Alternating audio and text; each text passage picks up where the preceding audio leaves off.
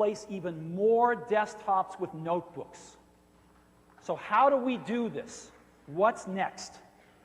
Well, the titanium PowerBook is a milestone product, and it still is, and it's not going away. But we're going to step it up a notch to attract even more people from their desktop to a notebook. And how do we do that? We do that with this. The new 17-inch PowerBook.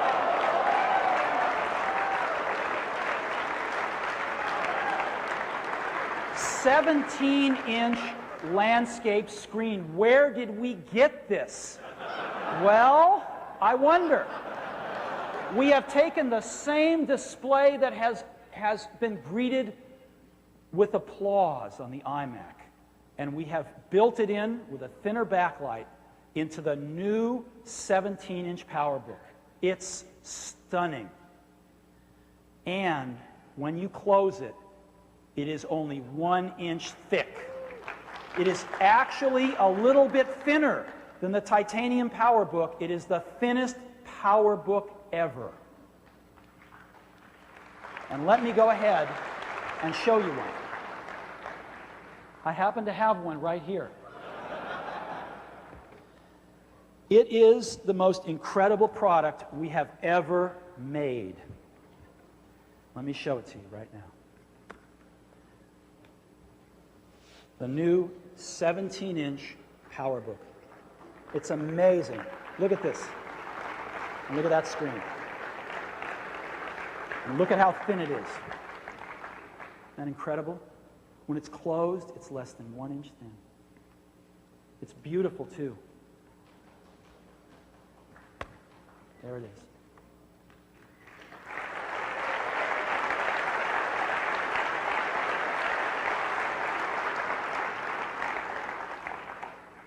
This is clearly the most advanced notebook computer ever made on the planet.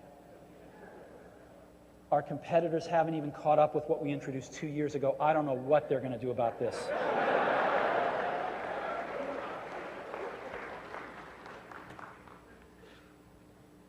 You will be able to see these, touch these, use these in our booth. So, the new 17-inch PowerBook. It's got a 1440 by 900 display. Of course, that is widescreen. Apple pioneered widescreen displays on portables. 16 by 10 aspect ratio. It is a stunning display. And look what you can do on a notebook now. You can have your Photoshop images with all of your palettes up. You can be using InDesign not just on one page, but on a spread. Look what you can do with Final Cut Pro or Final Cut Express. Look what you can do with DigiDesign, or in this case, eMagic's Logic. You've got a desktop that's 1 inch thick on the road with you. It's stunning. Let me show you one other industry-first feature that I think you're going to like. The keyboard is the most solid keyboard we've ever shipped. It's beautiful. Let me show you what happens when the lights go down.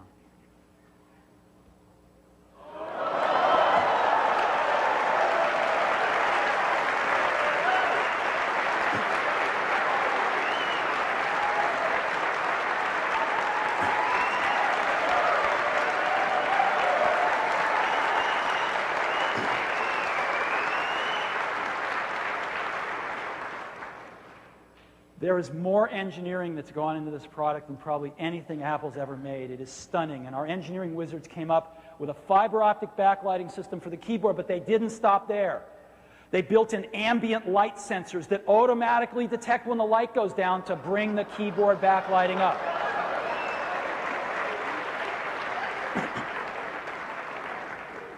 So, all of this, 17-inch display, a lot of glass.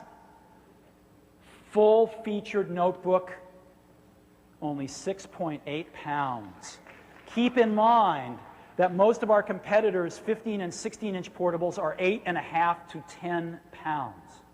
17-inch, first 17-inch notebook in the world, 6.8 pounds.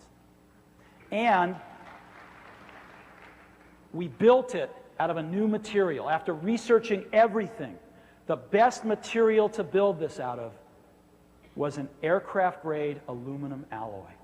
It's beautiful, and it's hard anodized and not painted.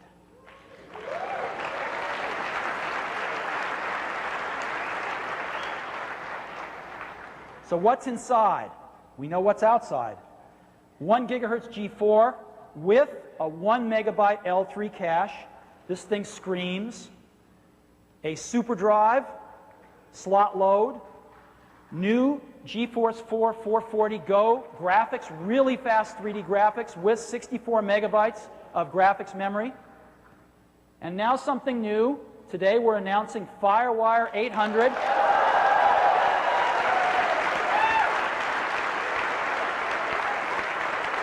FireWire 800 is the FireWire you know and love that runs twice as fast, 800 megabits per second, faster than FireWire 400, faster than USB 2. It screams. And let me show you the connectors on the portable. We've got a USB connector. We've got FireWire 400. We've got FireWire 800, which needs a new connector. But guess what? If you want to use it as a FireWire 400, there's a little adapter, so you can have 2 FireWire 400 ports on your portable as well. Gigabit Ethernet, we're the only people still to do this, to build in 10 megabit per second, 100 megabit per second, and gigabit per second Ethernet into our portables. S-video output, and of course DVI output, digital video, which includes VGA. Let's go around to the other side.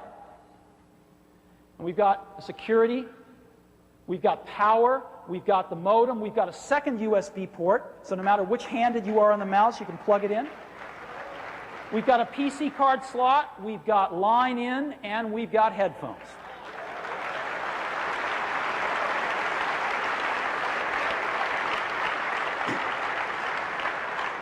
But we've got some I/O that doesn't need any connectors, because this is the most wirelessly equipped notebook in the world. First of all, Bluetooth is built in. So you can talk to all your Bluetooth peripherals, whether it's the cell phone in your backpack that you don't want to dig out or some other Bluetooth peripheral, all built in. Second of all, AirPort is built in. And let me say a few words about AirPort. Apple pioneered 802.11 wireless networking computers. We were the first company to ever ship 802.11, which kicked off the whole Wi-Fi revolution. And we've shipped over 2 million 802 AirPort devices. Over 2 million. Now, they all run at 11 megabits per second, which is great. That's the industry standard. That's what every hotspot is based on. But today, we're taking it up a level, and we're introducing AirPort Extreme. AirPort Extreme runs at 54 megabits per second.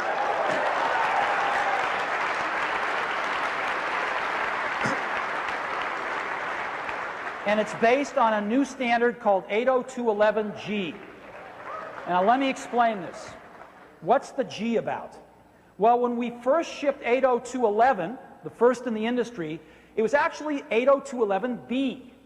And 802.11b is the 11 megabit per second standard that became an industry standard. It's what's in every hotspot around the world. 802.11b, today's standard.